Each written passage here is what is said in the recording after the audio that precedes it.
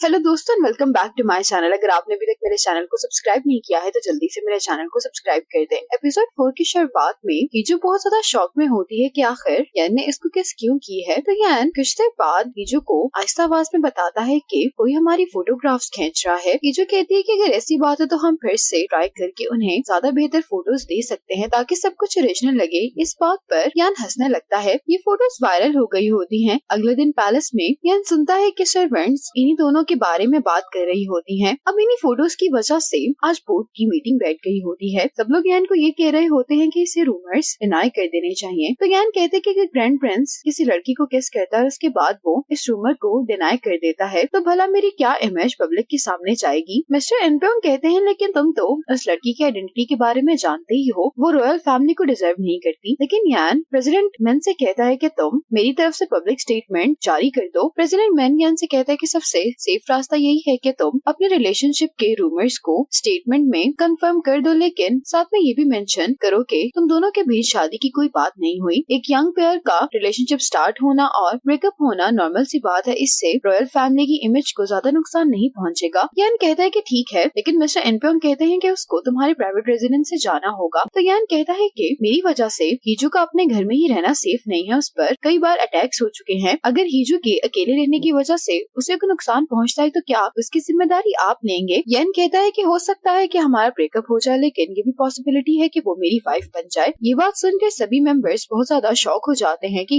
यान ने क्या कह दिया है। प्रेसिडेंट मैन कहता है कि अगर हीजू की सेफ्टी का इशू है तो वो आपकी प्राइवेट रेजिडेंस में रह सकती है, लेकिन फिर आपको पैलेस में रुकना चाहिए। अगर ये रूमर्स फैलना शुरू हो गए कि पैलेस सिर्फ एक लड़की की वजह से डिवाइड हो गया है तो उसका इफेक्ट बहुत बड़ा होगा। अब यान ने ऑफिशियल स्टेटमेंट में अपने रिलेशनशिप को कंफर्म कर दिया होता है, जिसे देखकर क्वीन मदर अपने डैड के सामने बहुत गुस्सा कर रही होती हैं। मिस्टर एनपियोंग कहते हैं कि तुम्हारी ग्रैंड प्रिंस यान को लेकर जो नफरत है उसकी वजह से किंग यी पर क्रिटिसिज्म स्टार्ट हो गया है कि प्रिंस यान तो किंग यी के ही लिए सब कुछ संभाल रहे हैं, लेकिन किंग यी और तुम ही उसको सपोर्ट नहीं कर रहे। पब्लिक ओपिनियन यान की तरफ है, इसलिए मजीद खराबी पैदा ना हो तुम भी अप्रूवल दे दो शादी के लिए, बाकी सब मैं संभाल लूंगा। अब यान हीजू से मिलने के लिए आता है। हीजू यान से कहती कि मैंने तुमसे कहा भी था कि मैं दोबारा ट्राई करनी चाहिए। तुम्हें मार्केटिंग के बारे में कुछ नहीं पता, मार्केटिंग इस तरह से काम नहीं करती। आज हीजू को यूँ बातें करता हुआ देखकर यान डिस्ट्रैक्टेड दिखाई दे रहा होता है। फिर हीजू जल्दी से यान का फेस पकड़ लेती है और इसे कहती है कि हमें जल्दी से शादी करके डिवोर्स ले लेनी चाहिए। अचानक हीजू के ऐसा करने से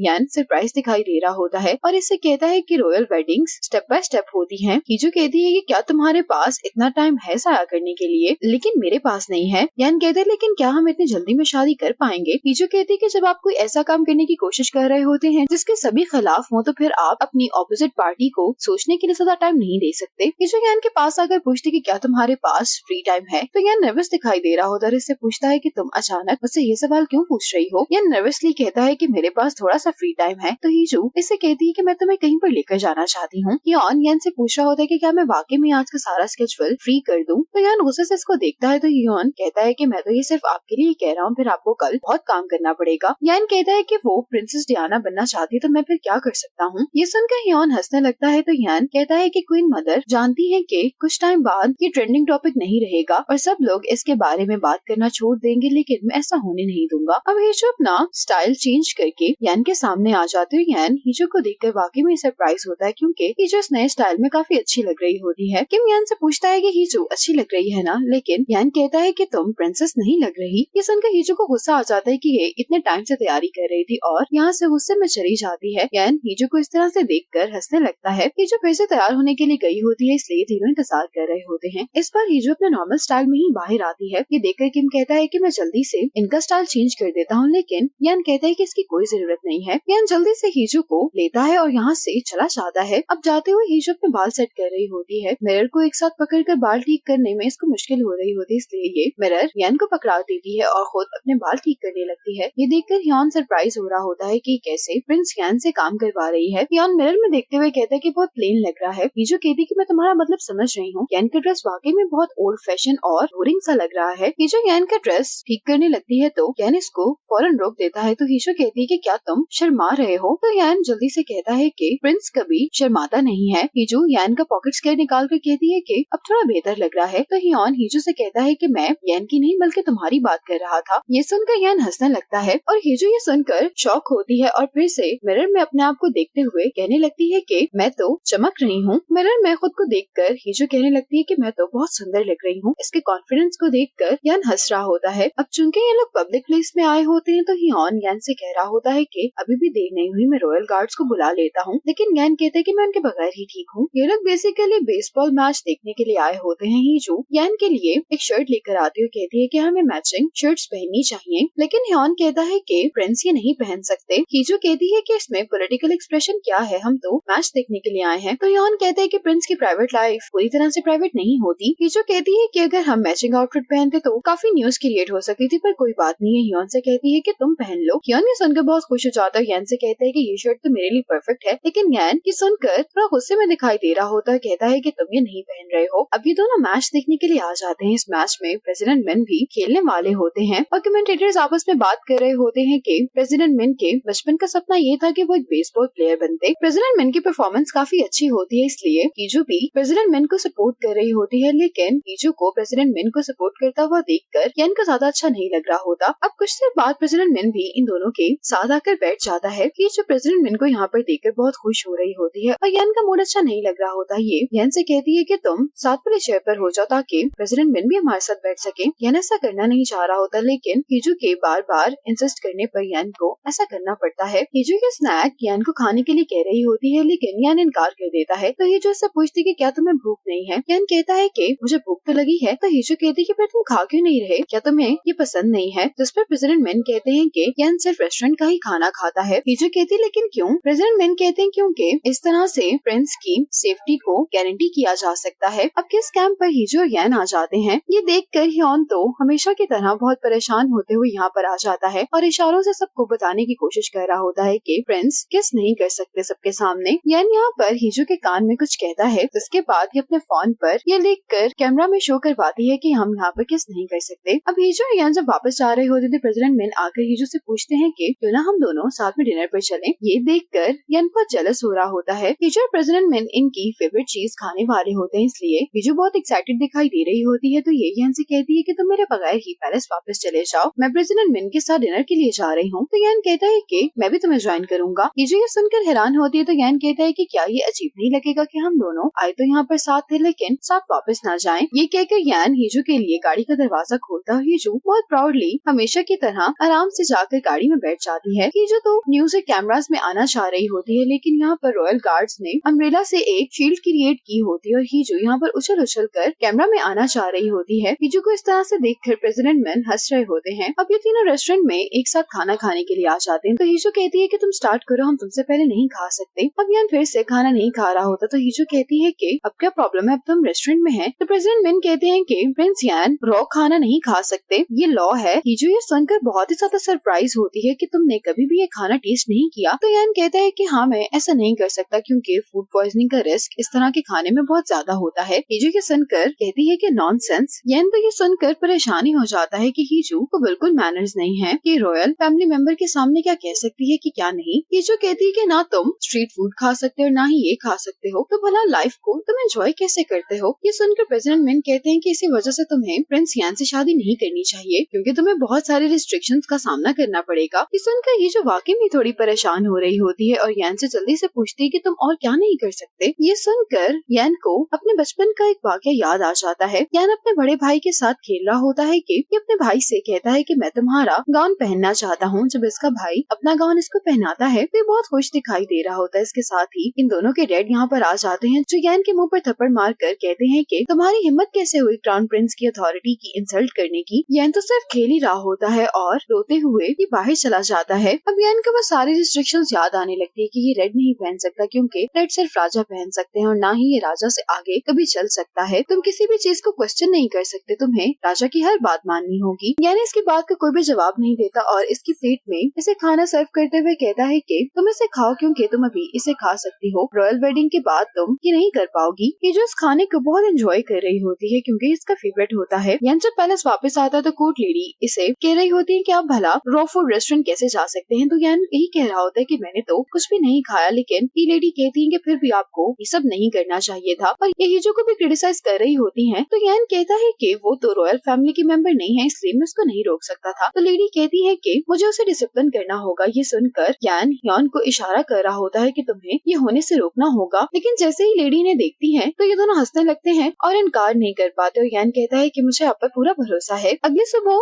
हीजू जब कंपनी के लिए निकल रही होती है तो कोर्ट लेडी यहाँ पर आ चुकी होती है। इससे पहले के कोर्ट लेडी से कुछ कह पाती, हीजू अपनी असिस्टेंट से कॉल पर बात करने लगती है और ऐसे ही कंपनी के लिए निकल जाती है। यान को जब पता चलता है कि हीजू बड़ी आसानी से कोर्ट लेडी से बच निकली तो ये हंस रहा होता है। तो हीजू कहती है कि क्या मैंने कुछ गलत किया है? तो यान कहते हैं कि नहीं, ये सब देखकर कोर्ट लेडी तो बहुत ज्यादा इरिटेट हो गई होंगी। हीजू कहती है लेकिन क्यों? तो यान इसको बताता है कि कोर्ट लेडी तुम्हें रॉयल फैमिली के सारे प्रोटोकॉल्स सिखाने के लिए यहाँ पर आई है। हीजू कहती है कि तुम चिंता मत करो, मैं लेसन ले लूंगी। कॉल के बाद यान बहुत मुस्कुरा रहा होता है तो यान आकर कहने लगता है कि क्या मुझे वाकई में इस बात पर यकीन करना चाहिए कि तुम दोनों स्कूल में बिल्कुल भी क्लोज नहीं थे? यान कहता है कि तुम ऐसा क्यों कह रहे हो? यान कहता है क्योंकि तुम दोनों एक क्यूट कपल हो। आज काम के दौरान बातों बातों में हेजोंग यान से कहती है कि तुम फोटोज में ब्लश कर रही थी। सिर्फ तुम नहीं बल्कि प्रिंस यान भी ब्लश कर रहे थे। हीजो कहती है कि हम कोई टीनेजर्स नहीं है जो ब्लश करने लगेंगे, तुम्हें गलतफहमी हो रही है। तो हेजोंग इसको बताने लगती है कि वैसे प्रिंस यान का कोई भी डेटिंग एक्सपीरियंस नहीं है। ये सुनकर हीजो कहती है लेकिन मुझे तो ऐसा महसूस नहीं हुआ। ये सुनकर हेजोंग हंसने लगती है। दूसरी तरफ दायोंग हीजो से कह रही होती है कि हमें कोशिश करनी होगी कि हीजो की शादी ग्रैंड प्रिंस यान से हो जाए क्योंकि रॉयल फैमिली के मेंबर्स बिजनेस रन नहीं कर सकते। इस तरह से ऑटोमेटिकली कंपनी तुम्हें मिल जाएगी। लेकिन तेजो कहता है कि यान से शादी करने के बाद उसके पास पावर भी तो आ जाएगी और अगर उसने डिवोर्स ले ली तो फिर भी कंपनी उसकी ही रहेगी। तो दायोंग कहती है कि क्या तुमने कभी रॉयल डिवोर्स के बारे में सुना है? तो तेजो कहता है कि नहीं। दायोंग कहती है कि अगर ग्रैंड प्रिंस यान ने उसको डिवोर्स दी तो फिर उसको रॉयल फैमिली ही छोड़नी पड़ेगी। कासल ग्रुप हासिल करने के लिए तेजो ये सब करने के लिए मान जाता है। अब रात में हीजो जब शॉपिंग करके वापस आती है तो इसे फिर से कोर्ट लेडी का सामना करना पड़ता है और इस बार हीजो कोर्ट लेडी से नहीं भाग पाती और इसी मोमेंट पर एपिसोड 4 का पार्ट 1 खत्म हो जाता है।